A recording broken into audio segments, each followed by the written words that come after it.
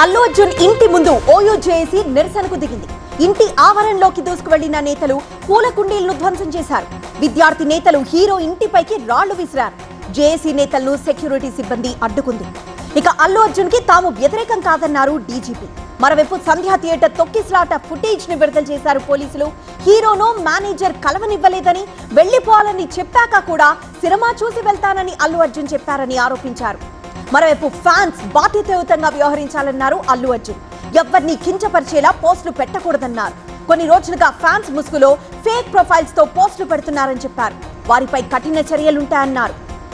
ఇక పరిశ్రమపై రేవంత్ పగబట్టారన్నారు బండి సంజయ్. మహిళ మరణంపై లేని బాధ సినిమా రంగంపై ఎందుకన్నారు మహేష్. సినిమా ఇండస్ట్రీపై తమకు కూడా ప్రేముందన్నారు పీసీసీ చీఫ్. కానీ ప్రజల ప్రాణాలే ముఖ్యమని చెప్పారాయన.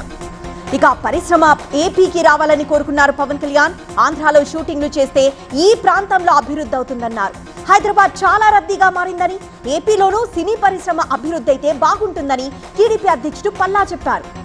ఇక పాప్కార్న్ పై 3 రకాల జీఎస్టీ ఏంటి అంటోంది కాంగ్రెస్.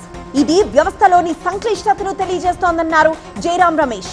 జీఎస్టీని పూర్తిగా మార్చే ధైర్యం చేయగలరా అని ప్రశ్నించారు. ఎగవేతలు పెరిగాయని, ఇన్పుట్ ట్యాక్స్ క్రెడిట్ మోసమని చెప్పారు.